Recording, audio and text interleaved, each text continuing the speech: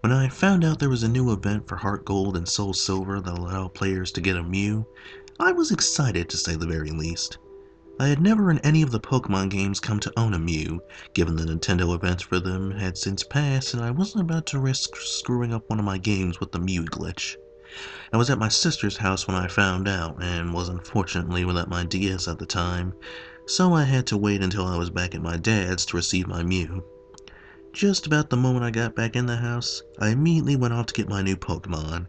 Despite not being that big of a Pokemon fan anymore, the anticipation of receiving this rare and special bunch of data brought back some of the excitement I used to feel when I started first playing the games. However, the Mew would have to wait to be used, since I had a strict training regimen in place for my present team at the time I got the Legendary. All my Pokemon needed to be at level 20 before I could start training my Mew, despite how badly I wanted to start its training. Soon enough, I was through training the rest of my team and proceeded to put Mew up for front. The Mew's cry made me smile, as did the sight of its adorable little sprite following my character. I probably would have not been so happy if I had known how bad things were going to eventually get. My Mew is just as the event described, level 5 and only knew the move Pound. I figured it would take a lot of time to raise him to level 20 like the other members of my team, but thanks to the fact that he gained boosted EXP, it barely took any time at all. I have no idea why he got boosted EXP, but I figured that just happened with event Pokemon as it does with traded ones. Now from this point on, things start to get a little weird. I needed to train the rest of my team again and get everyone up to level 30, so I switched Mew with my ever-faithful Quilava, who was so cleverly named Wildfire. My other Pokemon were organized according to how much EXP they needed before reaching the next level. Before heading off into the grass, I anticipated Wildfire's battle cry and his back sprite. But instead, Mew came up. I was confused, knowing in fact that I had moved Mew to the back of my team. Something wasn't right here. There was no way my game could be a hacked version though, as I had gotten it brand new from a Gamestop. Had the event I got my Mew through screwed up something in the programming? As I finally refocused on the screen, I noticed that there was a text box I had certainly never seen before. It read, "Mew wants to battle." I looked at this almost annoyed. Now, sure, something had screwed up in my game. I huffed and went through the battle as usual, letting the Mew take down the opposing Rattata with a Mega Punch. When I got out of the battle, I was surprised to see Mew had taken Wildfire's place behind my character. I went back to my team, figuring I'd just move Mew back, but Mew was still at the back of my group, and Wildfire was still in the lead. I looked at the screen confusedly, wondering how on earth a scheduled event had messed up the programming like this. I sighed, deciding that perhaps it could be fixed by turning the DS off and back on without saving, but I decided I needed to make sure that something was absolutely wrong. I went ahead and traveled through the grass, Mew floating behind me like a ghost. The next 3 battles were exactly the same, Mew taking Wildfire's place in the text box with "Mew wants to battle" coming up. So I decided to restart the DS, and with some hesitation, went ahead and did so without saving. The game started up as normal, but when I pressed start, it put me right back into the game, right where I had been when I switched the system off. My character turned to me of its own accord, and I heard him cry, a heart appearing right above its head. Normally, I might have been charmed by this and found it cute, but considering what was going on, I was just freaked out. A text box appeared saying, "Mew wants to serve you," which is something that I am sure should not exist. I started to walk off, going on to Goldenrod City to take care of Whitney. Yeah, I wasn't too far ahead, go ahead and laugh. I made sure Wildfire was in first place, despite the fact that my Quilava was not following me. I went ahead and challenged her, Wildfire coming up to my relief. But then a sort of distressed and distorted cry played, and Wildfire was replaced by Mew. A text box appeared saying, "Mew forced Wildfire out. Mew wants to battle." Uneasily, I continued through the fight, noticing how easily the Mew seemed to take out Whitney's Pokemon. The victory felt hollow somehow. underneath all the perplexed feelings I had had over what was going on with the Mew. After the battle, Whitney didn't speak to me as she usually would. A notice just came up saying the badge and TM I had received. I tried to speak with her, but it wouldn't let me, which creeped me out a little. All the other trainers in the gym had disappeared, along with the guy who advises you on what to do in the battle. I left the gym quickly, Mew's cry going off once I was out. My character turned to it and a text box popped up saying, Mew wants to know if you are pleased, along with yes or no options. Despite wanting to have really used Wildfire to get some EXP, I just clicked yes, as if I was fearful of what might happen if I picked no. The Mew gave two of its usual cries, the sprite moving around as if overjoyed and a heart appearing over its head. A text box saying Mew wants to continue serving you came up, and I felt a little more uneasy. I decided to shake it off and just continued on. The Mew kept taking battles away from Wildfire, as well as any other Pokemon I tried to put in front. The same text box saying Mew wants to battle would just come up, and eventually I got used to it. But soon, things took an aggressive turn as I kept trying to get a new Pokemon to fight. The text box that appeared as I tried to put Sky, my Fearow, into battle said, Mew shoves Sky away, Mew wants to fight. I heard Sky give a distorted cry, swearing I could hear pain in it. But wasn't this just a game? After the battle, my character turned to the Mew as it gave a high-pitched screech, causing me to wince. A text box had appeared. Mew wants to serve you. Let it. The way let it was in all caps, and everything freaked me out, and I stopped trying to move my Pokemon around. I had checked on Sky, though. To my shock, her HP was at 0. I tried to select Sky, but a text box had popped up saying, Don't, and it wouldn't let me do anything. I frowned and started playing again, healing my Pokemon once reaching the next city. I tried to move Sky again, but the same Don't text box popped up. Then a new one popped up saying, Move? With the yes or no option.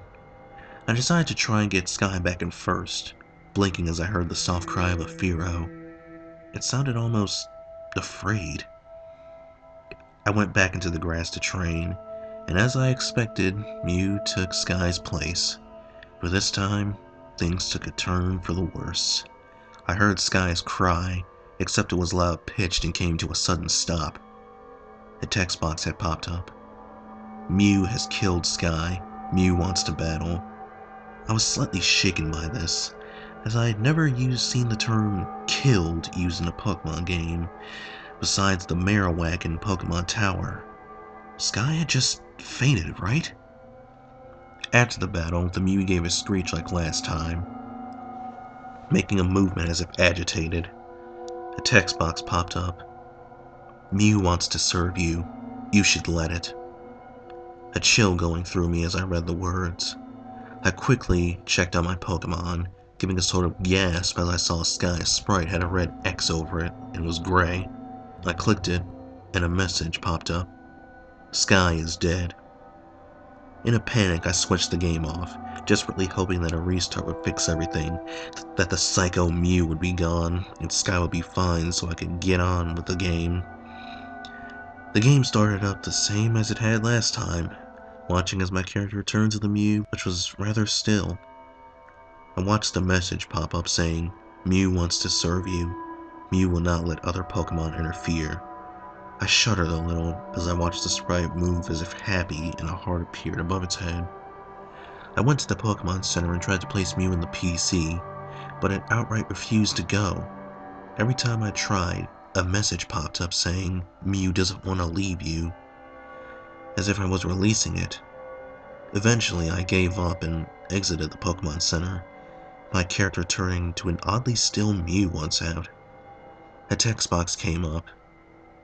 Mew wants to know if you are unhappy, with the yes or no option. I instantly clicked yes, and was met with an ungodly loud screech from the DS's speakers, making me drop the thing. Hesitantly, I picked up the screech and stopped, shuddering as I read the new text box. Mew used Perish Song. Wildfire has died, Uso has died, Kaze has died, Voice has died. Then a new box came off of its own accord. Now you have to use me, in eerie red text. I tried turning off the game several times, but each time resulted in a message from Mew saying, "You can't get rid of me," in that same red text. I tried to play the game from there, thinking maybe I could catch new Pokemon. However, any Pokemon Mew defeated would be killed, as in, blank has died. My dead team was still firmly in place. As if to disturb me further, the game let me know that Sky is decomposing. You must bury your Pokemon. Once I exited out of the text box, my character has suddenly spun, as if I had commanded a Pokemon to use Fly, despite the fact that I had certainly not. I then found myself taken to Pokemon Tower, which was absolutely impossible since I wasn't even close to being in Lavender Town yet. Stranger still, it was filled with graves as opposed to being a radio tower, like it should have been. A text box popped up saying, "You can bury them now," in red text. The screen moved to show 5 new graves, and I went along them, the Pokemon being laid to rest after each hole I passed. After they were buried, my character turned to Mew, a text box popping up. "Are you sad?" I clicked yes, and the Mew seemed to give a sad wail, a flurry of text boxes coming up. "I'm sorry," written in blue text. Then the Mew box seemed to twitch and a new text box came up. "I'll make you happy. I will serve you," in red text, making me shudder. I tried switching the system off repeatedly, but it refused to, a loud screech issuing from the speakers. Another text box popped up, making my heart freeze. "You can't get rid of me. I won't let you." An odd laughing noise started issuing from the speakers.